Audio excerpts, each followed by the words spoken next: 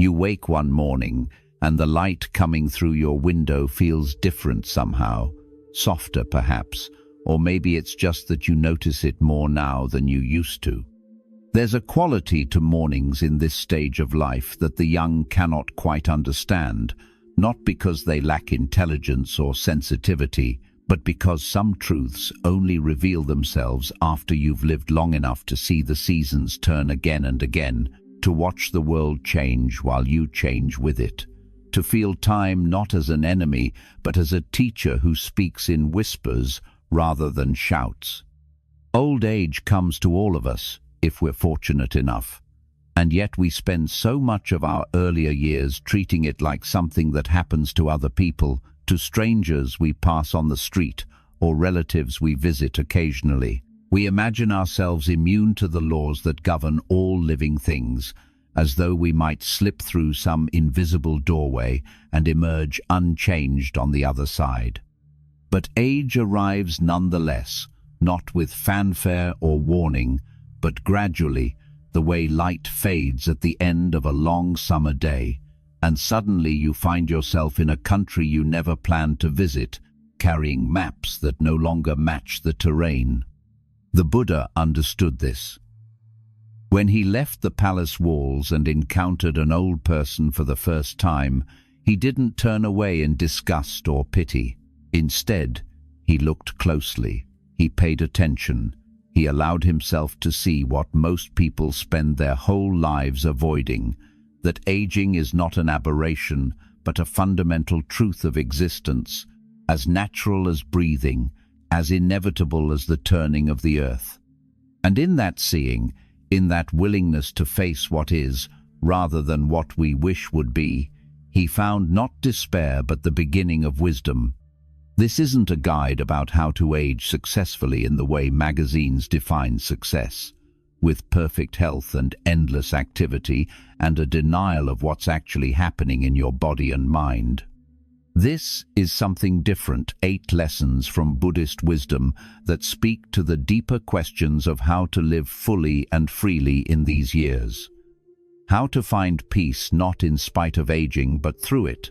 How to discover that old age, when approached with awareness and compassion, can become the richest chapter of all.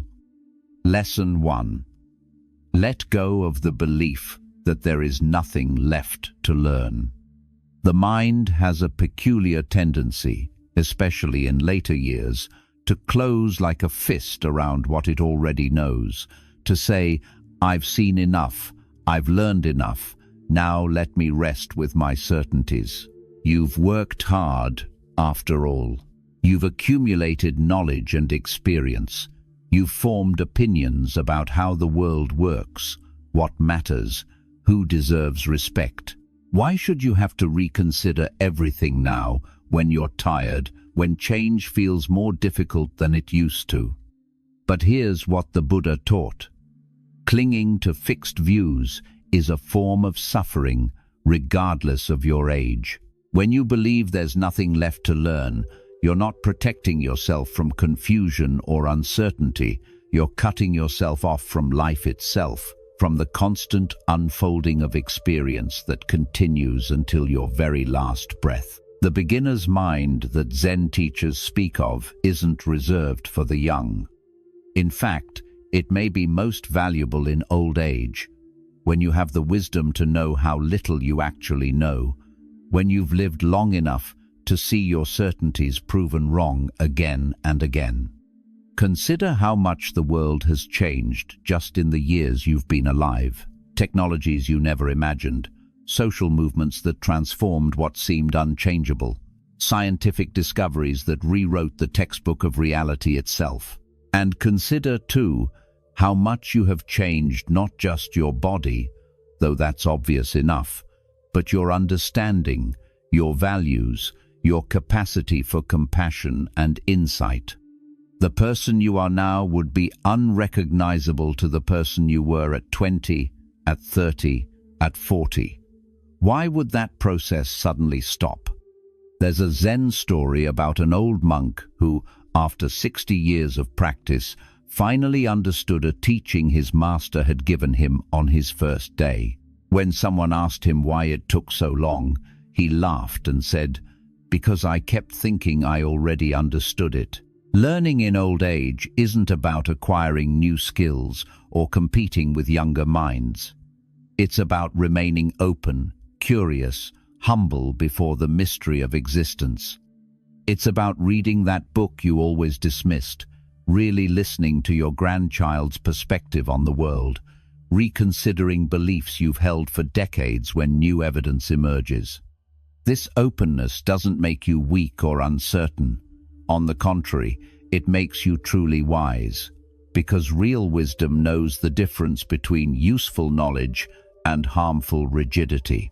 It knows that growth doesn't end until consciousness itself ends, that every moment contains teachings if you're willing to receive them. When you approach each day as a student rather than an expert, something remarkable happens. The world becomes interesting again, mysterious again, worth paying attention to. The flowers in your garden aren't just flowers anymore, they're invitations to notice, to wonder, to see with fresh eyes what you've looked at 1,000 times before. The Buddha spent 45 years teaching after his enlightenment, and during that time he continued to learn, to adapt, to refine his understanding. He didn't say, "I've achieved awakening, now I can coast." He remained engaged, attentive, responsive to the needs of each person he encountered. That's the model for aging wisely. Not clinging to what you've learned, but allowing yourself to keep learning, to be surprised, to grow in ways you never imagined possible, right up until the very end. Lesson 2. Release toxic relationships without guilt. There's a particular kind of suffering that comes with age, one that younger people rarely consider. The weight of relationships you've carried for decades, connections that no longer nourish you, but that you maintain out of obligation, habit, or the fear of being alone. You've invested so many years, you think, how can you walk away now? What will people say? Who will you be without these familiar burdens? But the Buddha taught something that might surprise you. Compassion doesn't require you to accept harm. Loving kindness doesn't mean allowing others to diminish your peace, to drain your energy, to make you small. There's a difference between the natural challenges that come with any deep relationship and the slow erosion of your spirit that happens when you're consistently treated with disrespect, manipulation, or emotional cruelty. The difference matters, especially now, when your time and energy are more precious than they've ever been. Think about it this way. You have perhaps 20 years left. Maybe 30 if you're fortunate. Maybe less, no one knows. These aren't practice years. This isn't a dress rehearsal for some future life where you'll finally set boundaries and honor your own well-being. This is it, the only time you have, and how you spend it determines whether your final chapters are marked by peace or by resentment, by freedom or by the slow accumulation of bitterness. This doesn't mean you stop caring about difficult people in your life. It doesn't mean you become selfish or cold, but it does mean recognizing that your inner peace is not a luxury. It's the foundation from which all genuine kindness flows. When you're depleted, when you're constantly managing someone else's drama or absorbing their negativity, you have nothing left to give, not to them, not to yourself, not to the world. You become like a well that's been drained dry, useful to no one. The guilt you feel when you consider creating distance, that's not wisdom speaking, that's conditioning, old messages about duty and sacrifice that may have served you once, but that no longer fit the reality of your life. There's a story about a monk who carried a heavy stone up a mountain every day because his teacher had told him to, years ago. Finally, exhausted, he asked another teacher if he should continue. The teacher laughed and said, Your first teacher died 20 years ago. Why are you still following his instructions? Sometimes the obligations we carry aren't even current. They're ghosts of expectations that no longer apply, if they ever did. Releasing toxic relationships doesn't have to be dramatic or cruel. It can be gentle, gradual, a quiet stepping back rather than a loud confrontation. It can mean limiting time together, setting clearer boundaries about what topics you'll discuss, or simply allowing natural distance to grow. Some relationships are like plants that thrive in certain seasons but wither in others. Acknowledging this isn't a failure, it's honesty. And here's what you might discover. When you release what drains you, you create space for what sustains you. You have more energy for the relationships that actually feed your spirit, for the people who see you and value you, for the quiet pleasures of your own company. You discover that being alone is not the same as being lonely, that solitude can be a gift rather than a punishment. The Buddha himself spent years in retreat, not because he hated people, but because he understood that sometimes the deepest peace comes from stepping away, from choosing what nourishes your spirit over what depletes it. You've earned that choice. You've earned the right to your own peace. Don't let guilt convince you otherwise. Lesson 3. Be fully present. There is no aging in this moment. Right now, as you read these words, how old are you? Not according to your birth certificate or the mirror or the aching in your joints, but actually in this precise moment. If you bring all your attention to the sensation of breathing, to the feeling of air moving in and out of your lungs, to the simple fact of being alive right here, right now, where is the concept of old age in that experience? This is what the Buddha pointed to when he taught about the present moment, that our suffering around aging isn't actually about the physical changes happening in our bodies, though those are real enough. It's about the stories we tell ourselves about those changes, the meanings we attach to them, the future we project, and the past we mourn. But those are thoughts, narratives, constructions of mind. They're not this moment. And this moment, this single, irreplaceable instant of consciousness, is the only place you actually live. When you're completely present with the taste of your morning coffee, is there an old person tasting it? When you're absorbed in watching light move across the floor, or feeling the warmth of sun on your skin, or listening to rain against the window in those moments of pure attention, the whole concept of age dissolves. There's just experience happening, just consciousness meeting the world, just this, exactly as it is, neither young nor old, neither beginning nor ending, but simply present. The irony is that younger people, with their decades stretching ahead like an endless highway, often sleepwalk through their days, always thinking about the next thing, the next achievement, the next destination. They imagine they have unlimited time to pay attention later, after they've built their careers and raised their children and accumulated enough security. But you know better now.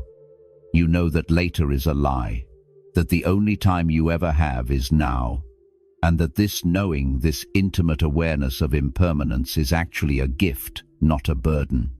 There's a practice in Buddhism called mindfulness of the body, where you simply notice physical sensations without judgment, without the running commentary about what they mean or whether they're good or bad. When you approach aging this way, something shifts. Yes, your knees hurt when you climb stairs, but that's just sensation, nerve signals, information. The suffering comes from the story. I'm getting old. I'm losing my strength. My body is failing me. This will only get worse. Notice what happens when you drop that story and just feel what you feel. The sensation itself might not change, but your relationship to it transforms completely. This doesn't mean pretending everything is fine when it's not, or adopting some kind of spiritual bypass where you deny real limitations. It means distinguishing between pain, which is inevitable, and suffering, which is often optional. Pain says my knee hurts. Suffering says my knee hurts, and that means I'm falling apart, and life is terrible, and I'm useless now. See the difference? One is present moment experience. The other is a story about that experience, a story that creates additional anguish on top of the physical discomfort. When you practice being fully present, and it is a practice, something you return to again and again, you discover that this moment, whatever it contains, is somehow always bearable. It's the accumulated weight of all the moments you're projecting into the future, all the fears and regrets and what-ifs, that becomes unbearable. But those exist only in thought. This breath, this sensation, this sound, this sight, these are what's real. And these are always manageable, always just this much, never more than you can handle in this single instant of now. The Buddha said, "Do not dwell in the past, do not dream of the future, concentrate the mind on the present moment." For someone in old age, this teaching isn't just philosophical, it's deeply practical, a way of living that makes each day, each hour, each breath complete in itself, needing nothing from the future or the past to justify its existence. Lesson 4. Accept impermanence and make peace with change. Everything you are holding on to is already leaving, already transforming into something else. Your body, which feels so familiar and permanent, is not the body you had 10 years ago. Every cell has been replaced, every atom exchanged. The memories you treasure are changing subtly each time you recall them, being rewritten by present consciousness. The roles that defined you, parent, professional, spouse, have shifted or dissolved entirely. Even your sense of self, that feeling of being you, is different now than it was yesterday, last year, in childhood, though the continuity is so subtle you might not notice. This is what the Buddha meant by impermanence.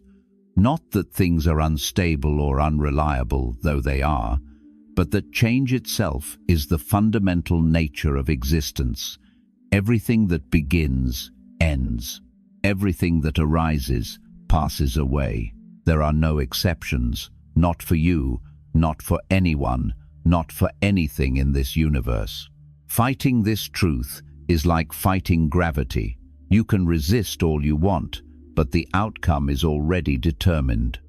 What makes old age particularly poignant is that impermanence becomes impossible to ignore. When you're young, you can maintain the illusion of permanence. Your body seems stable, your future seems long, the people you love seem like they'll always be there. But in later years, the mask comes off, friends die, your body changes in ways you can't control. The world you knew transforms into something unfamiliar. All the things you thought were solid reveal themselves as temporary, conditional, subject to forces beyond your management. This revelation can feel devastating, or it can feel liberating, depending on how you meet it. If you meet impermanence with resistance, with the desperate attempt to hold on to what's already slipping away, you create enormous suffering for yourself. You become like someone clutching sand. The tighter you grip, the faster it runs through your fingers. But if you meet impermanence with acceptance, even with a kind of interested curiosity about what comes next, something remarkable happens. You stop wasting energy on the impossible task of freezing time, and you start actually living in time, flowing with it rather than against it. Here's what acceptance doesn't mean. It doesn't mean you stop caring about things. It doesn't mean you become passive or resigned, or stop trying to make positive changes in your life. What it means is recognizing what you can control and what you can't, and releasing the anguish that comes from fighting battles you can never win. You can't stop your body from aging, but you can choose how you respond to those changes. You can't prevent people from dying, but you can choose to love them fully while they're here. You can't make the world stay the same, but you can find meaning and beauty in what it's becoming. There's a teaching story about a meditation master who was told he had a terminal illness. His students were devastated, weeping and asking how he could be so calm. He said, "I've been preparing for this my whole life. Every meditation session, every breath has been practice for this moment of letting go." He wasn't being morbid, he was being realistic. He understood that practicing acceptance with small impermanences, the end of a pleasant meditation, the fading of a flower, the conclusion of a meal, prepares you for the larger ones: loss, illness, death. You can begin this practice right now, today, by noticing what's already changing in your life and practicing releasing your grip on it just a little. The garden that doesn't look the way it used to, the friendship that's evolved into something different, the abilities you used to have that have diminished. Can you look at these changes without the story that they're terrible, without making them mean something catastrophic about who you are? Can you simply acknowledge, this is how things are now, this is what's arising in this moment, this too is part of the flow? When you make peace with impermanence, you're not giving up, you're waking up, you're seeing reality clearly, perhaps for the first time, and in that clear seeing, you're finally free to live without the constant anxiety of trying to preserve what was never meant to be preserved. You become like water, flowing around obstacles instead of crashing against them, adapting to whatever container life offers, always moving, always changing, and somehow, in all that change, still fundamentally yourself. Lesson 5. Cultivate meaning through gratitude and simple joy. We spend the first half of life accumulating experiences, achievements, possessions, roles, identities, thinking that more will finally make us happy, that the next milestone will bring the satisfaction we're seeking. But then you reach old age and discover something unexpected. The things that bring real joy aren't the big accomplishments or the accumulated wealth or even the major life events you thought would define you. They're smaller than that, quieter, easier to miss if you're not paying attention. It's the way morning light falls through your kitchen window while you make tea. It's the phone call from a friend who remembered your birthday. It's the feeling of clean sheets against your skin, the taste of a perfectly ripe peach, the sound of rain on the roof while you're safe and warm inside. These moments don't require money or strength or perfect health. They require only one thing: your attention, your willingness to notice and appreciate what's already here. The Buddha talked about this as sufficiency, not in the sense of settling for less, but in recognizing when you have enough, when this moment, exactly as it is, contains everything necessary for contentment. Research in psychology confirms what contemplatives have known for centuries. Gratitude is one of the most powerful predictors of well-being in older adults, more influential than health status or financial security. When you train your mind to notice what's going right instead of only what's going wrong, you literally rewire your brain toward happiness. But gratitude isn't just positive thinking or forcing yourself to be cheerful when you feel terrible. Real gratitude is more nuanced than that. It's the ability to hold both joy and sorrow, to appreciate the sweetness of life, even while acknowledging its difficulty. You can be grateful for the years you've had, while also grieving what you've lost. You can find joy in a simple meal while also feeling the pain in your joints.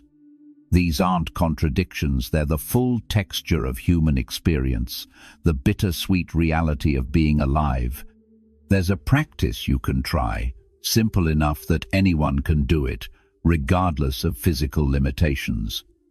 Each evening, before sleep, call to mind 3 things from that day that you're grateful for. They don't have to be significant. In fact, it's better if they're ordinary, because that trains your attention to find value in the mundane, which is where most of life actually happens.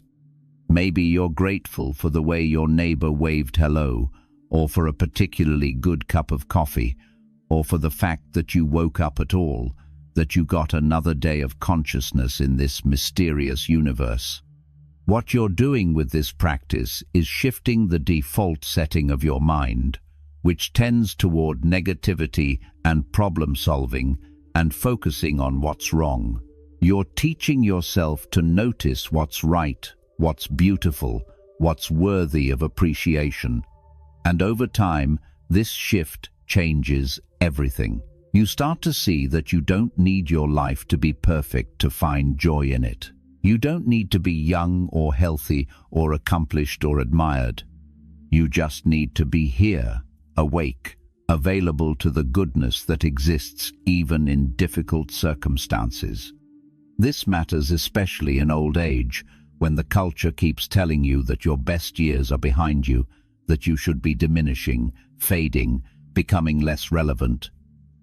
That's a lie. Your capacity for joy isn't determined by your productivity or your usefulness to others. It's determined by your willingness to meet each moment with openness, to find meaning not in grand narratives, but in the simple fact of being alive, of experiencing the play of consciousness against the world. The great gift of aging is that you no longer have time for pretense.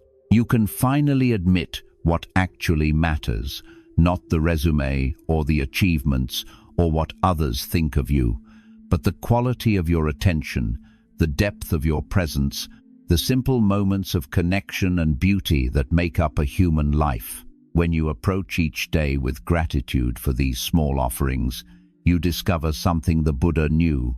Happiness isn't something you achieve in the future. It's something you recognize right now in what you already have. Lesson 6. Befriend the body and its physical limitations. Your body is changing in ways you can't control, and pretending otherwise only creates more suffering. The knees that used to carry you up mountains now protest at stairs. Your hands that once moved with effortless precision now fumble with jar lids. Sleep, which used to come easily, now arrives in fragments.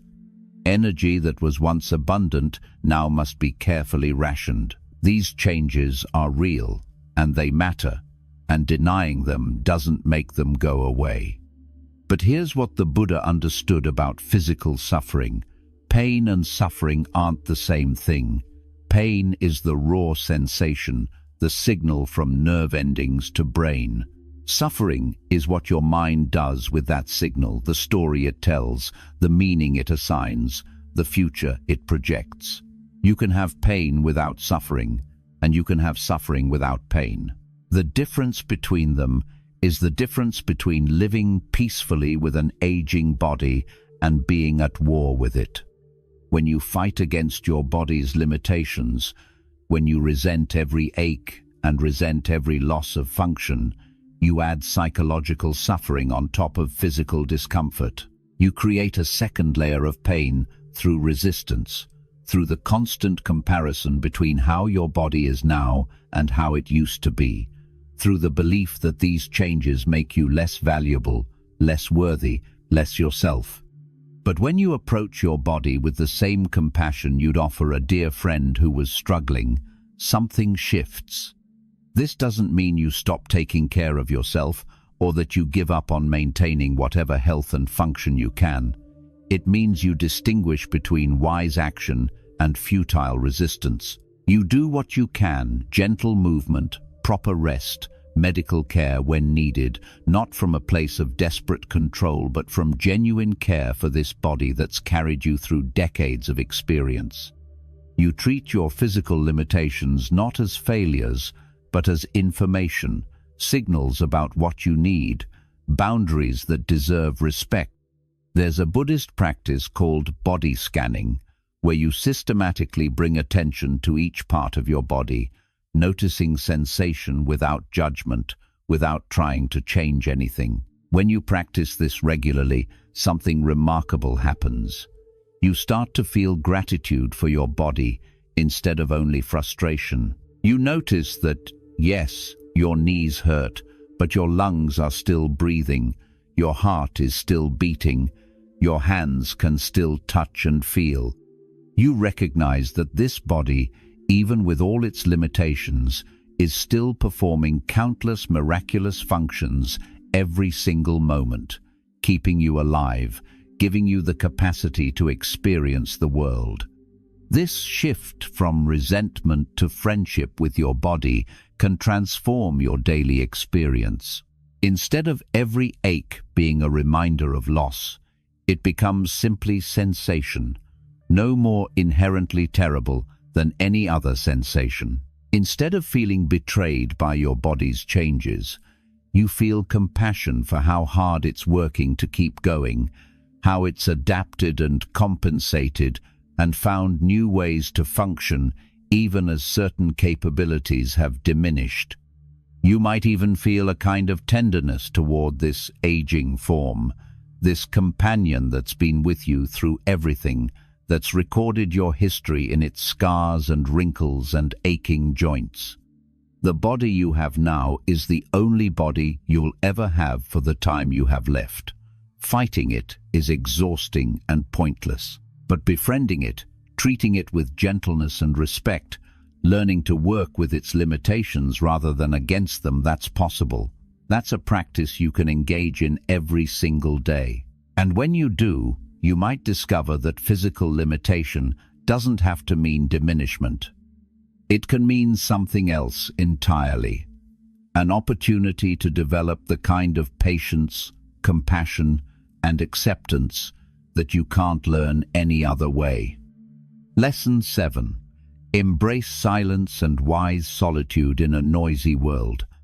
The world has always been noisy, but perhaps never more so than now, with the constant bombardment of information, opinions, notifications, demands on your attention from every direction.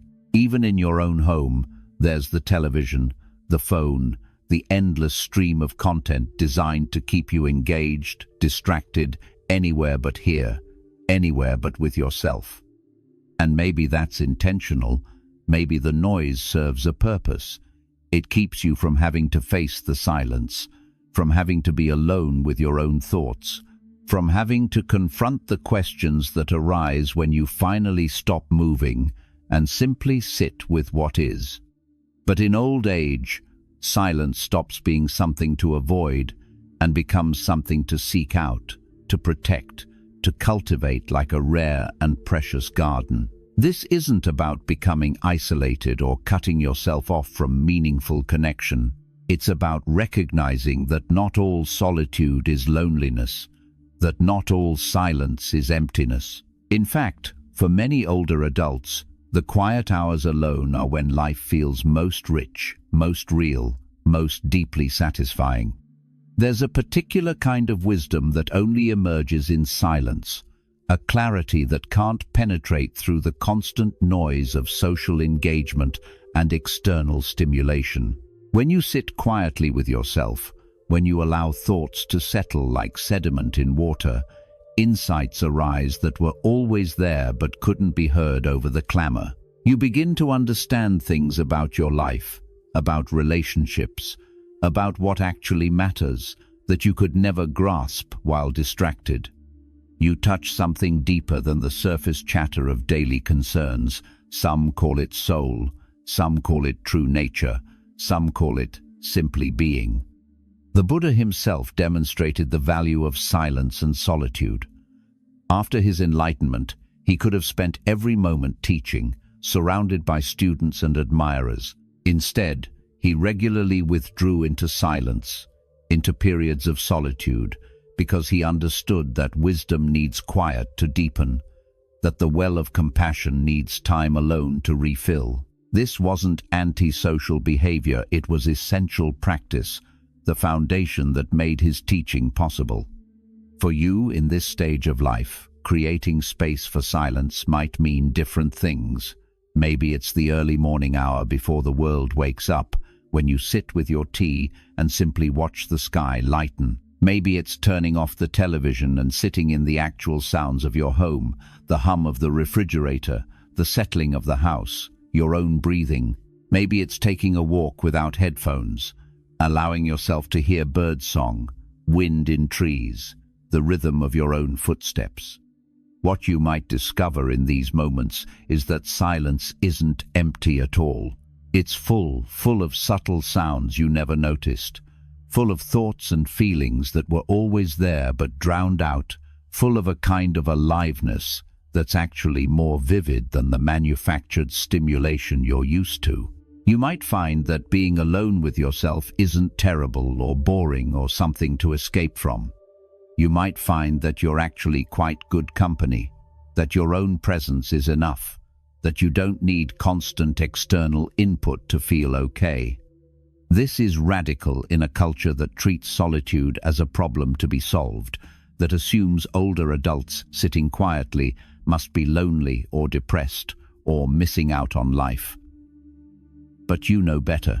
You know that the deepest contentment often comes not from filling every moment with activity, but from allowing moments to be full in themselves, complete without addition. You know that silence isn't the absence of something, it's the presence of everything, undisturbed, clear, whole. The practice here is simple but not easy. Create space for silence in your life. Protect it, value it as much as you value any other necessary thing. Let it be a refuge, a place where you can return to yourself again and again and find that you're still here, still breathing, still aware, still alive to the mystery of being. Lesson 8. Cultivate death awareness to transform fear and live fully. Of all the things you never talk about, death is probably first on the list. It's the great taboo, the ultimate uncomfortable truth that everyone works very hard to avoid thinking about. When you're young, this avoidance is understandable. Death seems impossibly far away, abstract, something that happens to other people. But you're not young anymore, and death isn't abstract. It's real, it's coming, and the only question is when and how, not if. The Buddha made death awareness central to his teaching, not to be morbid or depressing, but because he understood something profound. Contemplating mortality doesn't diminish life, it enriches it.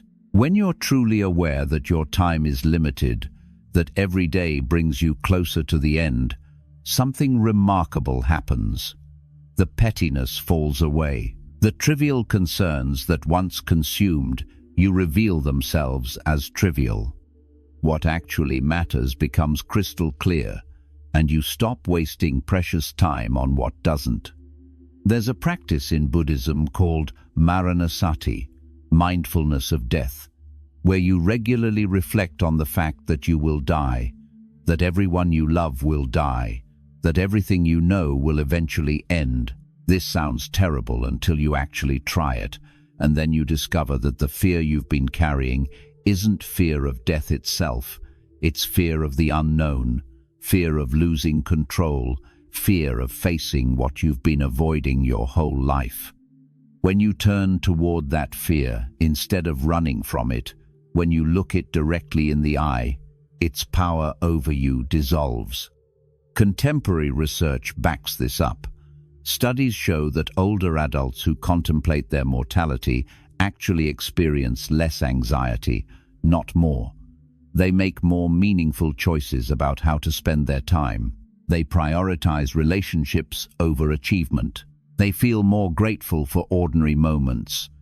They live, paradoxically, more fully than people who pretend death isn't approaching. The awareness of impermanence doesn't darken life, it illuminates it, the way the setting sun makes colors more vivid just before darkness falls. This doesn't mean you become obsessed with death or morbidly focused on decline. It means you integrate the reality of mortality into your daily awareness, the way you integrate any other truth about existence. You're aware that you're breathing, that you're aging, that the sun will set tonight, and you're aware that someday, probably sooner than you'd like, your consciousness will cease, your story will end. Your particular expression of the universe will return to the larger whole from which it emerged. What does this awareness change? Everything and nothing. You still do the dishes, still talk to friends, still watch the news, still feel joy and frustration and boredom. But underneath all of it, there's a different quality, a preciousness, a recognition that none of this is guaranteed, that every moment is a gift you don't deserve but somehow received anyway. You stop taking things for granted. You stop putting off the conversations that matter. You stop waiting for perfect conditions to live the life you actually want to live. There's a Zen saying, "Die before you die, and when you die, you won't die." It sounds like nonsense until you understand what it means. If you make peace with your mortality now, if you practice letting go while you're still alive, if you release the illusion of permanence that causes so much suffering, then when actual death arrives, you'll be ready.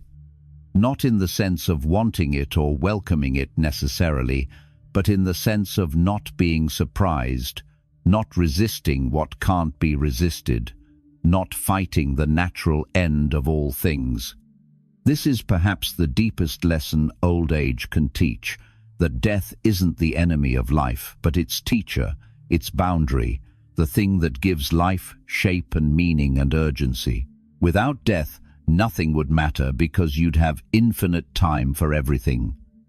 With death, every choice matters because you only get so many of them. Every person you love becomes infinitely precious because you don't know how many more times you'll see them.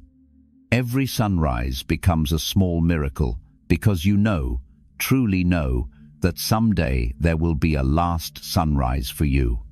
The practice of death awareness isn't about becoming gloomy or withdrawn. It's about becoming awake, finally, completely, to the extraordinary privilege of being alive right now, in this moment, for however long you have left.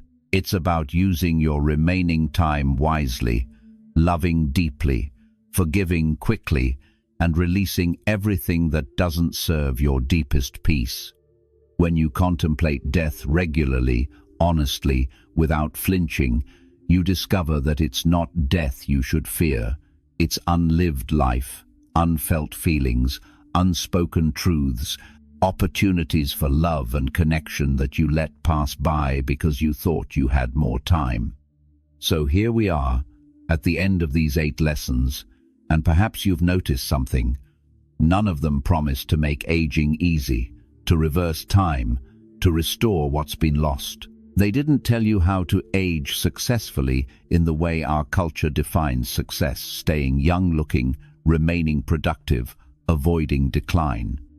Instead, they pointed towards something deeper and more valuable.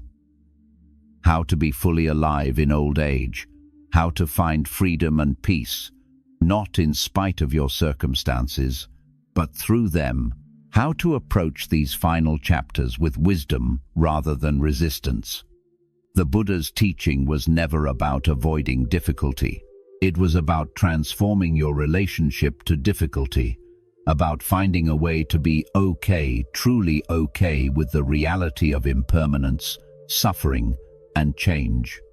Old age brings all of these into sharp focus. Your body changes, people die, the world becomes unfamiliar, and you can't stop any of it, but you can choose how you meet it. You can resist and suffer, or you can accept and find peace. The circumstances might be the same, but the quality of your experience is completely different. What you're cultivating through these practices, letting go of fixed views, releasing toxic relationships, living in the present, accepting change, practicing gratitude, befriending your body, embracing silence, contemplating death isn't a set of isolated techniques. It's a way of being, a fundamental orientation toward existence that recognizes the truth of things as they are rather than how you wish they were. This is what wisdom looks like in old age. Not knowledge accumulated but illusions released, not control maintained but surrender embraced. And here's what might surprise you if you commit to this path. You may discover that old age, which you once dreaded, has become the richest time of your life. Not because everything is perfect or easy, but because you've finally learned to stop fighting reality and to meet each moment with presence, with acceptance, with a kind of spacious awareness that holds everything, joy and sorrow, gain and loss, life and death, with equal compassion. You've become like the sky that holds all weather without being disturbed by any of it, like water that takes the shape of whatever contains it without losing its essential nature. The real legacy of these years isn't what you leave behind in terms of accomplishments or possessions.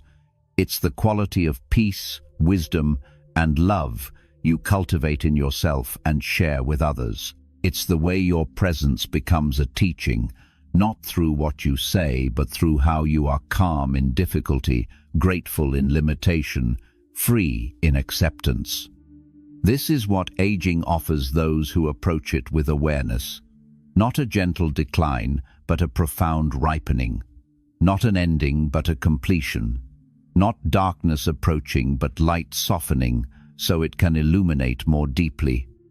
Old age is not the fading of light, but the moment the light softens so it can illuminate more deeply.